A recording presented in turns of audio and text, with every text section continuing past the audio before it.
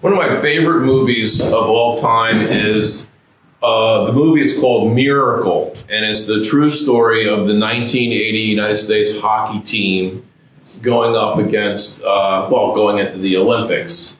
And at that time, they even had the NHL All-Stars professionals going in there, and they could never win either. And ultimately, the team that had almost won like all the time was the Russian team, which was a professional team. These guys were older, they were bigger, they were like either late 20s, early 30s. They were together for almost 15 years. And they were 42 wins and 0 losses in 1980. And so this guy, Herb Brooks, comes in and he's given the opportunity to coach the hockey team. Now, these guys that were on the hockey team for America, they were college players. They were from the University of Minnesota or Boston University, from Wisconsin. So he tried to gather them all together, and he knew the odds that were so stacked against this team. And so they were playing, and they had tied the Norwegian B team 3-3. And they're yakking away, laughing, having a grand old time for themselves. And Herb Brooks was like beside himself. Have you seen this movie? Yes. Okay, I cry every time I see it, and I know what's going to happen. So he says, you know what? We're going to skate. We're not going home after this game.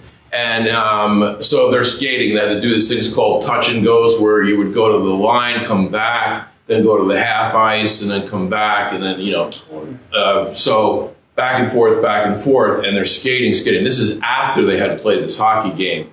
And he says to them, Anderson, who do you skate for? I skate for the University of Wisconsin, the Badgers. Run it again. Back and forth, back and forth.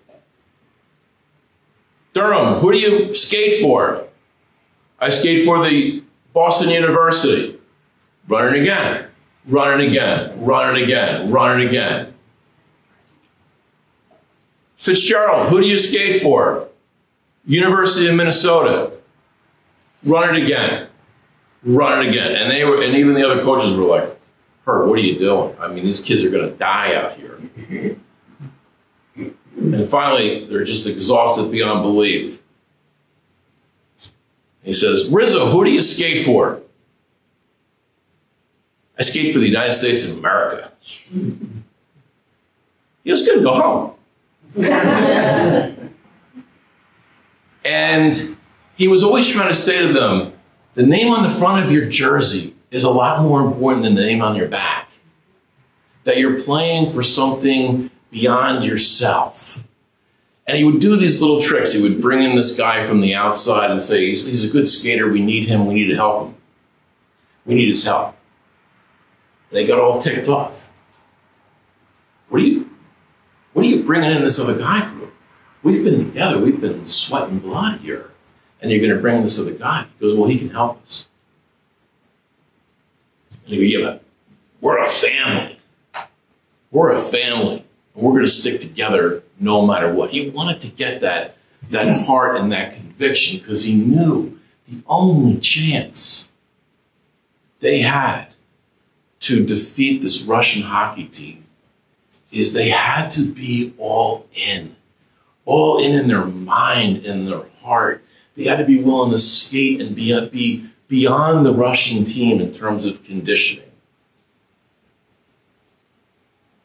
And they beat the Russians 4-3. And then they went on to win the gold medal. And I think of that story, and I think about how nothing ever happens in our life unless we are committed, unless we are fired up, and how badly do we want it? I think of that, and I think of the story of this woman. You know what I mean? You can just see her. She's got 2 cents in her pocket, and she digs down, and she's like, here you go. And Jesus is saying, it's not the amount, it's the percentage. And what was the percentage? 100%. What was the percentage? 100%. 100%. All in. To me, I really think that the message, there's a lot of messages we could pick up from these scripture passages, but when it comes to our spirituality, when it comes to our growth, when it comes to becoming more conscious, when it comes for us to live in the awareness that that's who we are, is we are this eternal consciousness, this eternal awareness. There's me, and there's my thoughts. There's me, and there's my emotions. There's me, and other things that have happened to me. All those things are not who I am. And Christ is calling us, you gotta work on being in touch with who you really are. Because your mind wants to take you off and think that who you are is your personality or what you believe or the things that have happened to you. It's a shift. We have to work on it. So I like to think of the Russians as the metaphor for this ego that wants to pull you away. The ego's 42-0. And we gotta fight and claw and work at and spend time with being. Be still and know that I'm God. What was that like for the minute that we were waiting for Mass to begin again? Right? Oh, I left my phone. Right, so if you had your, or we're going to wait for Mass to begin again, we'll start up in a little bit. Okay. You guys ready?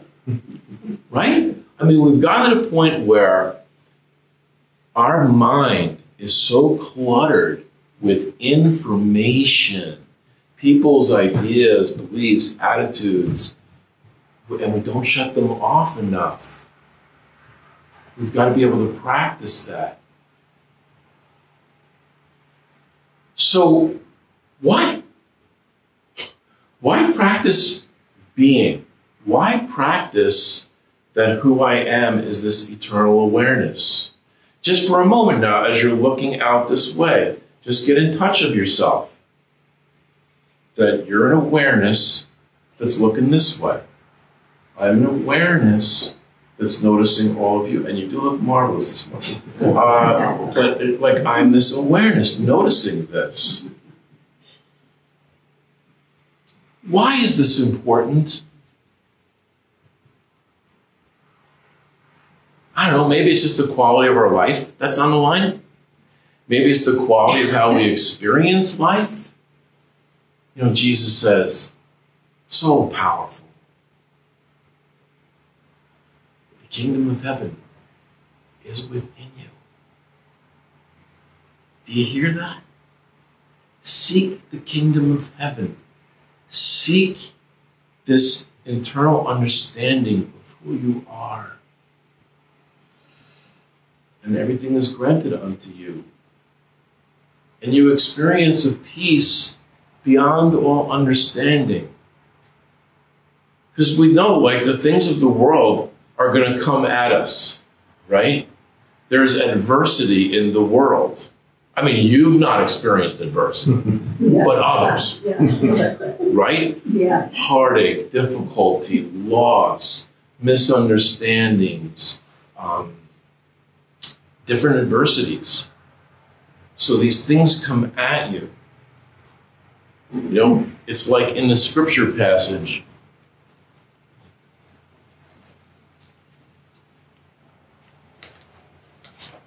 Could be like a Baptist minister. No. Listen to this.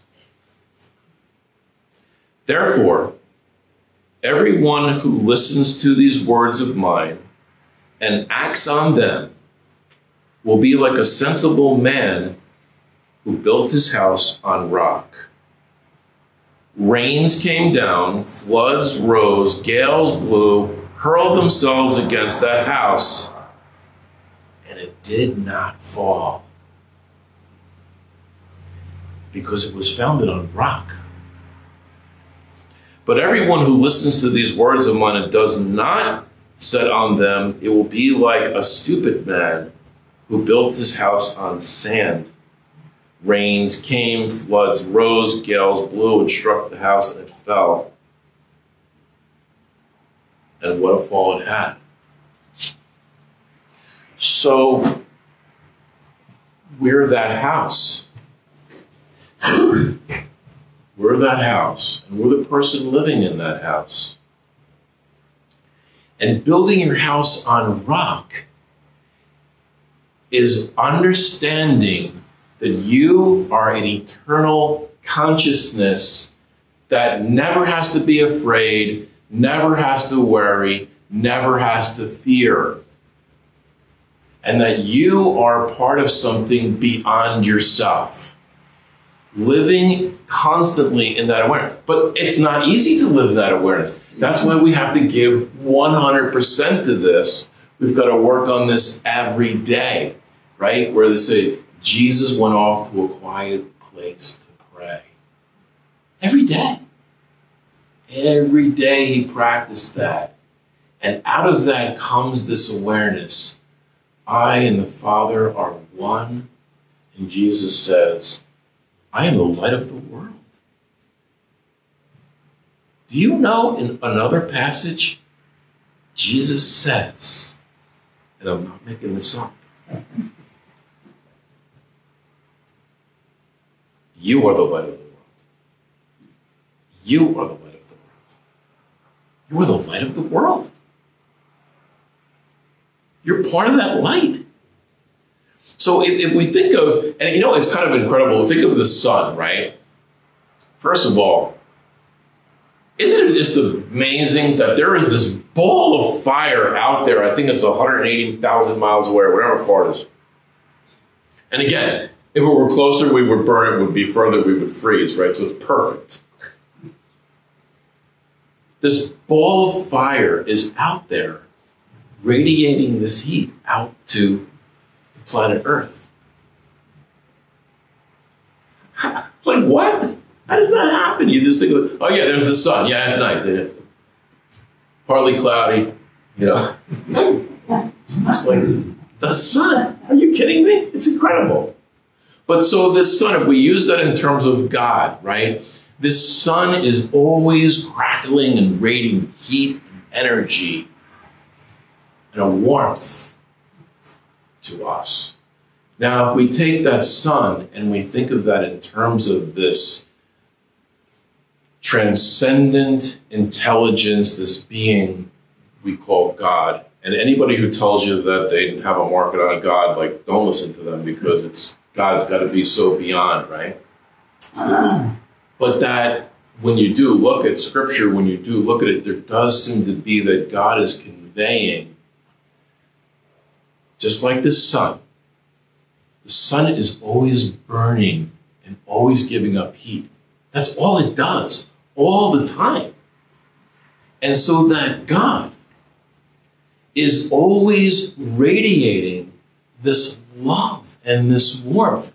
That's all God does. That's what God is. St. John, God is love. Not that God is loving. God is love. That's all that God can do. So this concept of God getting angry and ticked off and testing you and breaking your horns and how come God's out to get me, that is just nonsense that comes from when they thought of hurricanes and tsunamis and earthquakes, and they were like, well, you know, he must be ticked off. Let's offer grain or whatever. And yet, thousands of years later, there still are remnants of that inside of us, right?